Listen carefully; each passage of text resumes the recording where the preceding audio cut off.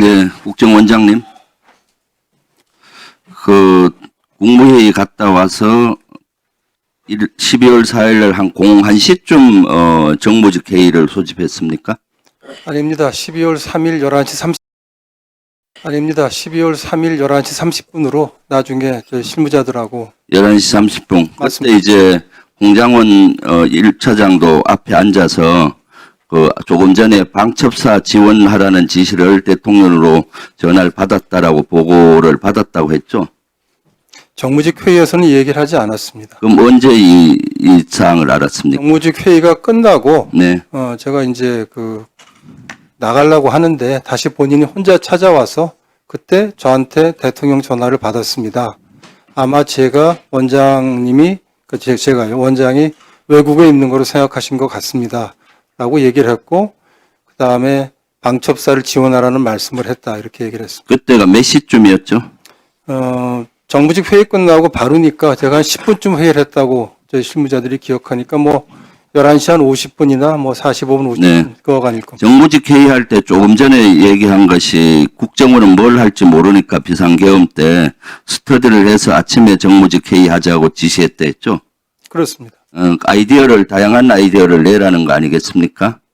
그리고 그 끝나고 홍장원 1차장이 방첩사 지원하라는 대통령 전화를 보고했는데 무슨 지시는 했는지 모르겠다라고 얘기했죠.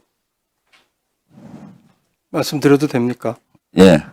우선 정무직 회의에서의 얘기는 그 당시 어느 한 정무직은 저한테 그거는 법령과 매뉴얼을 찾아봐야 될 것 같다. 아니, 저 묻는 답변 제가 아이디어를 내자는 게 아니라 하게 되어 있는 해가 그러니까 하게 되어 있는 일이 뭐냐 그런 거 아니겠어요? 그리고 또 스터디 하라고 그다음에 묻는 것만 답하세요. 그다음 방첩사를 지원하라고 했는데 조금 전에 무슨 지시를지는 몰랐다 하는데 이것은 말이 안 되죠. 대통령 지시가 방첩사 지시한 건데 뭔지 확인을 안 했단 말이에요. 홍장원 1차장은 당연히 얘기했을 것이고 그리고 나서 그 다음날 홍 차장이 오후에 야당 대표한테 한번 전화 한번 하시죠. 이것이 어떻게 정치적인 중립 위반이죠? 전화하라는 아이디어를 내는 것이. 저는 그런 민감한 상황에서 한 번도 연락을 하지 않던 야당 대표에게 국정원장이 전화를 하는 것은 정치 개입이라고 생각을 했습니다. 그렇게 판단했습니다. 그러면 국정원장은 저한테 전화하고 저하고 개인적으로 만나면은 정치적 중립 위반한 거 아닙니까? 김병기 의원님 제가 아는 분이니까 연락할 수 있다고 봅니다. 이재명 대표는 저는 한 번도 악수도 해본 적 없는 분입니다. 그것은 말도 안 되는 이유죠. 홍장원 1차장이야말로 실제 이번에 장관급 중에 유일하게 대통령 지시 이거 잘못됐다는 걸 하고 묵살을 함으로써 국정원을 살렸어요. 사실은. 차관급 이상 중에 유일하게 홍장원 1차장만 이것은 너무나 잘못됐다 인식하고 이걸 뭉갠 겁니다. 국정원을 살렸고 조태영 위원장을 살렸어요. 만약 그 지시대로 했으면은 여기에 지금은 단순히 제가 봤을 때 부하 수행 정도 걸릴 텐데 만약에 홍 차장이 했으면 어떻게 되겠어요? 중요 임무 종사자로서 지금 여기 안 있고 구속됐을 거예요. 그런데도 말도 안 되는 전화하라는 아이디어 낸 걸 가지고 정치적인 중립 위반으로 사표를 써라? 이거 월권행위 아니에요? 제가 직무 범위 내에서 한 일이고 직무 범위가 아니죠. 이것은 대통령 용산에 지시고 한 건데. 아닙니다. 홍 차장 나와 보세요. 인사 건의를 했고 대통령이 받아들였습니다. 그러니까 직무 권한을 벗어난 거예요. 권한도 아닌데. 저는 건의를 할 당신을 살린 사람을 그렇게 내치는 게 어디 있어요? 그렇게 말씀하시면 안 되시겠습니다. 안 되기는 국민의 눈높이로 보면은 당연히 그런 거지. 홍 차장이야말로 유일하게 현 정부에서 고위급 중에서 대통령 비상계엄 잘못됐다는 것을 묵살한 사람이에요. 그런데 저렇게 보직해임 시키고 파이아웃 시켜요? 해병대 박정훈 대령 똑같은 사례예요. 경호처 경호부장 똑같은 사례예요. 한 말씀만 좀 규정대로 하겠다는데 한 말씀만 좀 드렸으면 좋겠습니다. 배제하잖아요. 홍 차장 5초만 드리면 안 되겠습니까? 나중에 끝나고 하세요. 뭐 5초. 홍 차장님 하나만 질문할게요. 홍 차장이 2차 계엄 가능한 사항이다라고 얘기했는데 이 근거가 뭔가요? 예, 제가 12월 6일 11시 반경에 정보위원장실에서 정보위원장과 여야당 간사에게 12월 3일과 관련된 부분에 있어서의 상황 설명을 해드렸습니다.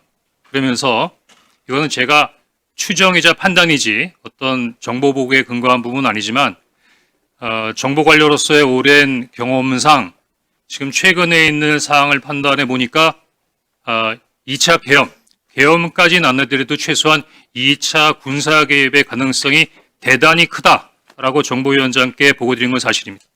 왜 근거가 뭡니까? 왜 그렇게 생각해요? 주관적이라고 말씀하실 수 있겠지만 첫 번째는 대통령의 의지십니다.